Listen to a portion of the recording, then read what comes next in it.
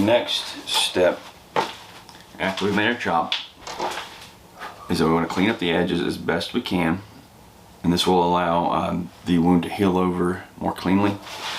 So what I'm going to do here is zoom in on the chop that we've made. I can do it from here and a little bit more.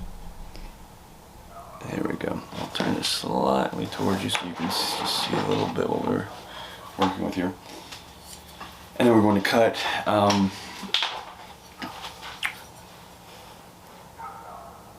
the edges here to make sure that we have smooth transitions here, I guess, between the tree and the cut. Also, we want it to be flat or slightly concave would be nice, because when the callus forms, we want it to be flat as well. So this is a left-handed grafting knife, which means it has a bevel on this side and not on this side. And you're really supposed to cut with the flat side.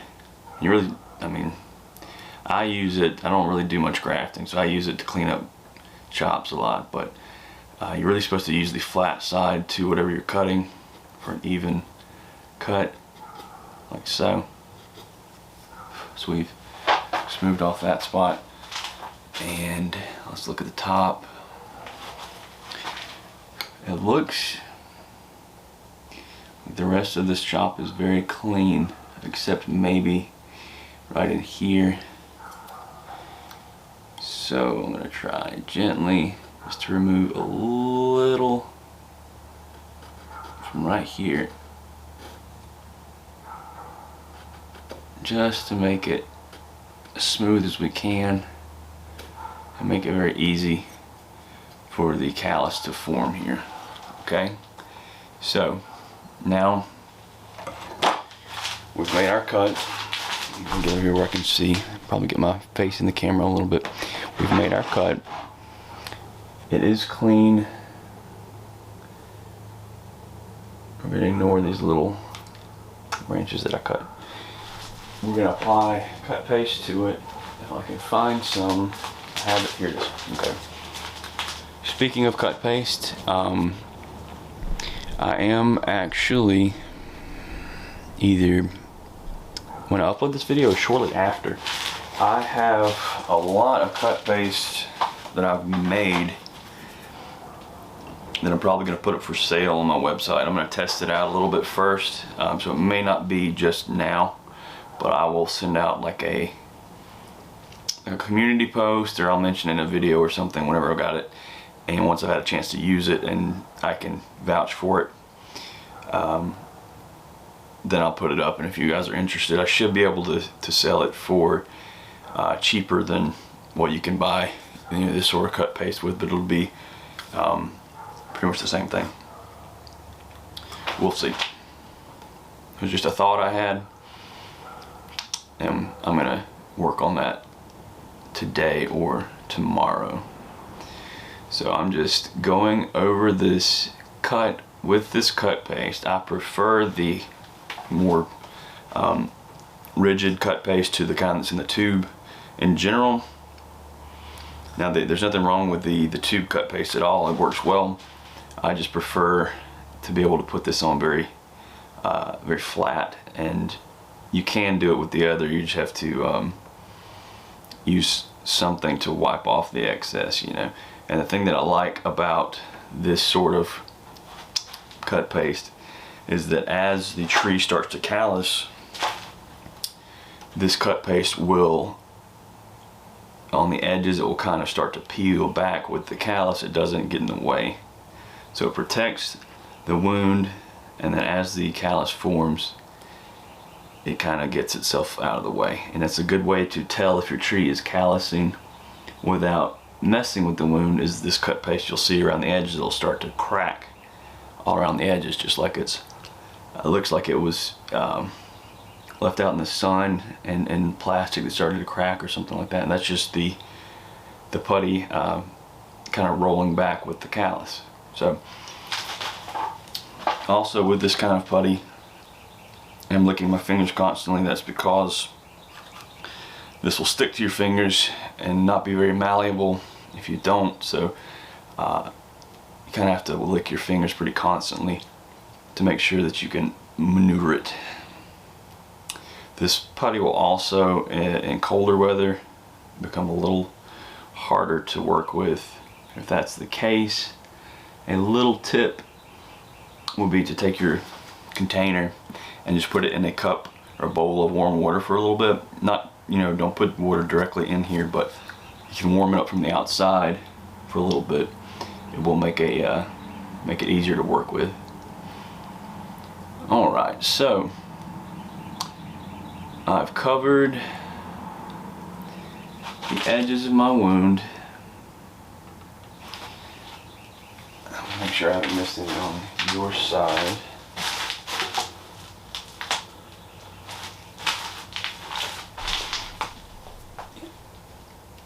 Looks good to me. Okay, so now our next step is going to be clean up this. So we're going to go through that next. So just to give you an idea now, I'm going to zoom out a little bit. That's the wrong way, sorry. Okay, we're going to zoom out a little bit, pan down just a little bit, and turn the tree. Let me get my phone and everything else out of the way. So we're going to turn this so you can see roughly, let's see, where our front is going to be. Right in, somewhere right in here. And then what we will have is this branch. You'll be able to see it better after I've cleaned up, but you're going to have just a slight movement up here. We can have this continue that movement. However, it's going to be better if it comes slightly towards the viewer, because I believe this will be the front, and it will probably go more for up or slightly back inward, and eventually we will probably use, zoom in for you, you can see there's a node at the very base here. There's a node here, and nodes here. Ideally, if I had planned for this to be what I was going to use for the next part of the leader, I would have cut this when it first started to sprout out, like 1 or 2 nodes. I would have cut that first node back, and it would have kept these other nodes from elongating, and they would have been closer to the trunk, and would have given me more options in the future. As far as you know, closer internodes means you can introduce movement more often, which would have been better. But this little distance will be fine. So what I'll probably do here is I'm gonna wait until the buds start to swell a little bit. This feels a little bit rigid. I don't want to snap it, but I will adjust the angle of it slightly. So for now, we're going to clean up this cut here so that we have a nice transition instead of a big block that we've got right now.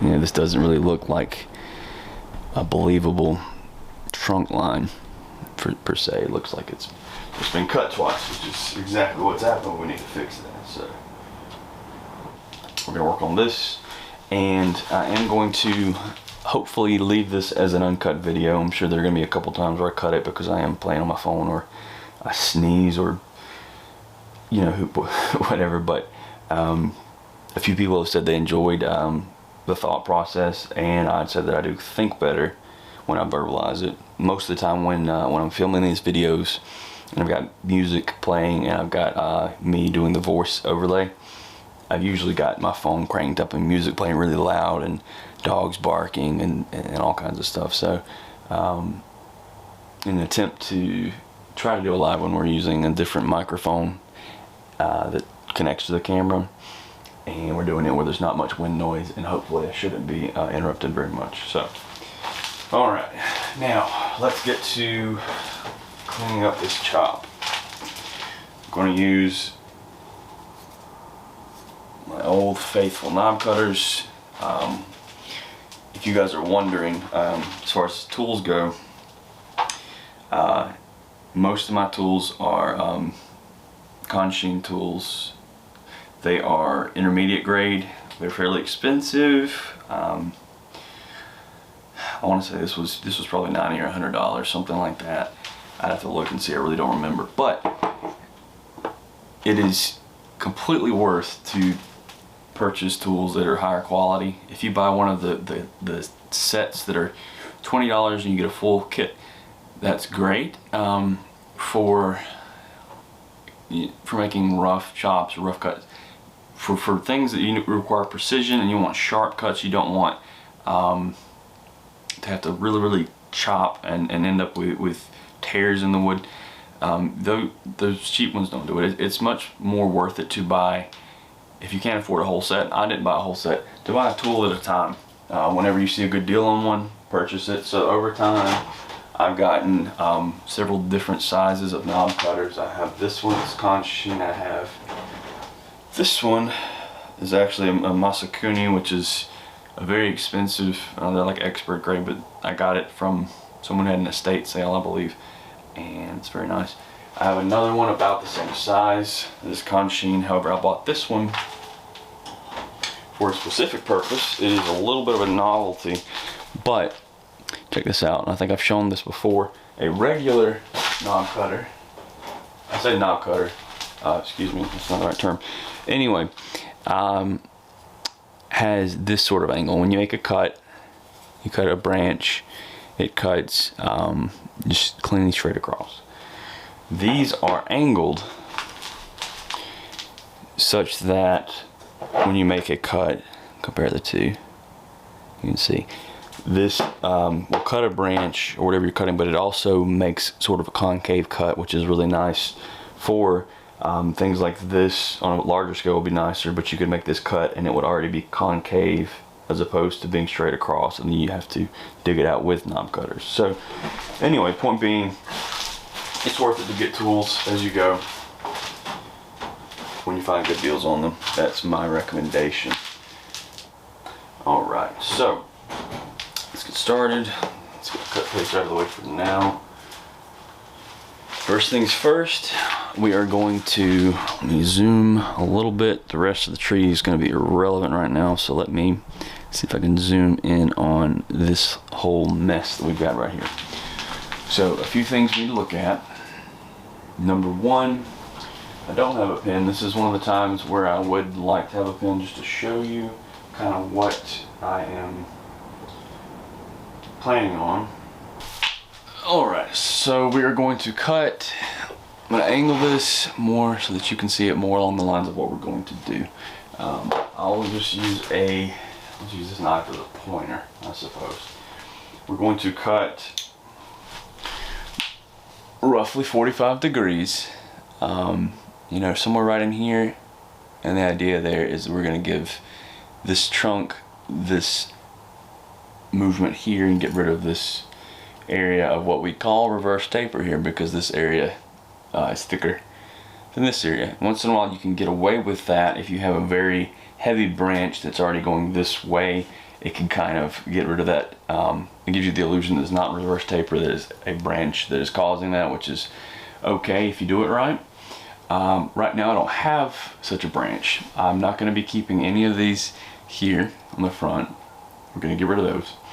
I'm probably going to keep one of this cluster here, remove all but one of these, and I'm going to keep it really close. You can see this one where I have the knife pointing has a very close node right there, which is really nice. So what I might do is keep something like this that's already exiting at more of a sideways angle that I can easily grow downwards, and I may keep it cut short until the time that I want to build that branch, at which point I'll let it thicken some, but I'll have these nodes that are close. Even better probably would be this branch. We have a node here which is on bottom, not ideal, but we have a node here on top that is pretty close, and then another here which is nice if we want to have options. So on the back side we only have this one branch right here. Point with my knife, I suppose, this one, but that is gonna probably have to go because I need to cut lower than that to finish this trunk line. So I'm going to start by getting rid of the branches I'm talking about, and then we will go into the original chop and clean that up. And when you're cutting, let's see what time we're at, 17, okay. When you're cutting, in general, you want to use a tool that is no more than, or at least I guess, the branch will be half the size of this cutting face. And in general, it's better to go bigger, because if it's about the same size, you've really got to squeeze to cut it. And then you're going to run into, like I said, with cheaper tools, you'll run into where the wood just gets pinched instead of cut, and you get a lot less clean, a lot less clean cut. So we're going to, this one will suffice for most of these. We're going to clean this area up first with that wind. Just going to go ahead and get rid of all of these, I believe. Yeah, I think I need to. This is just so I can kind of get in there with my other tools.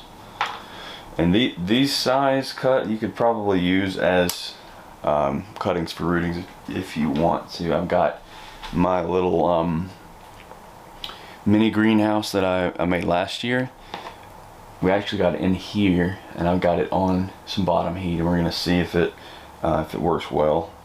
A greenhouse in a greenhouse. So I'm gonna set all these little bits aside. This one, see you later. Put it on the ground because it's a little bit longer. I'm not going to be keeping these branches because I have these lower ones, I believe. So I'm going to cut a couple of these to make a little bit of room.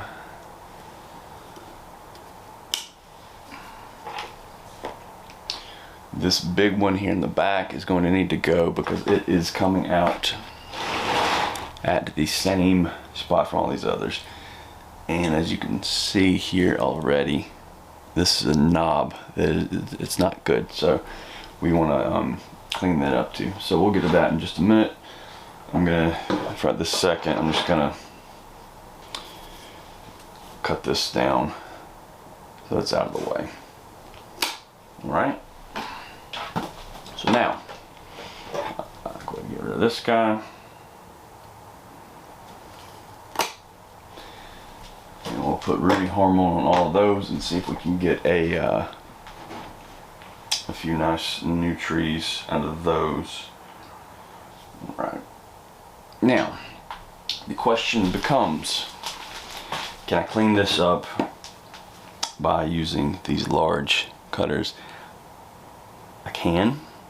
However, it's going to take a lot of cuts. It is going to possibly dull a little bit, and I'm still going to have to go back over it with the grafting knife or another sharp knife. So what I am going to do first, I believe, is use the same saw that I used for the cut here, and I'm going to make this cut here. So what I'm going to do is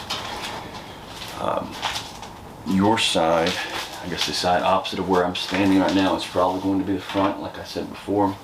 So I'm going to cut using that, keeping that in mind. So we are going to cut, we want to start it in here somewhere, and we want to end it, I would say, right in here would be ideal for two reasons.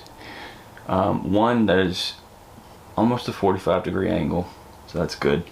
Number two, once I clean this area up, these branches will be right at the base of that, and what that will mean is as this calluses and heals over, the growth of the bottom will help a little for that, but it will also that will help blend the first branch image, that cut, and then that coming off at the bottom of that cut.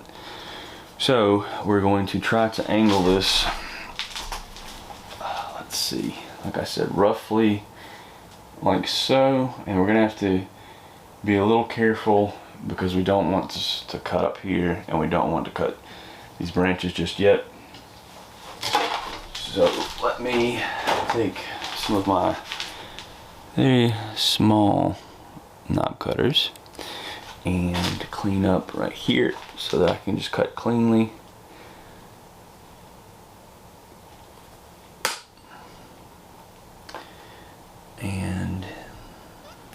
think that will be okay for at this second, just like that. And most of the time, you know, I do this either off camera, I do it really quickly. But again, I'm trying to walk you through the steps. And if nothing else, if it's kind of dreary for you right now like it is for me, this will give you something to watch while you're on the couch or you're in your own greenhouse. I've got to be careful here. I'm going to go ahead and make sort of a notch around the tree. And that way I'll give myself a little bit of an idea of where I'm trying to cut, and give my sword I'll give my saw a little bit of a groove to start in. So we're going to come here, and then we're wanting to come right in here roughly. Something like this.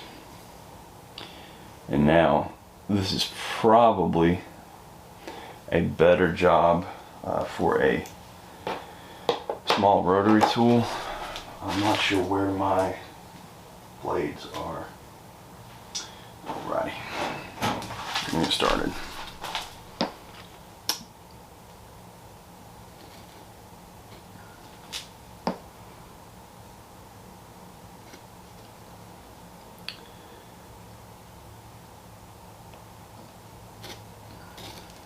And this is going to be done very gingerly, and I may end up having to use a knob cutter or something instead. Tell you what we'll do. We'll start off.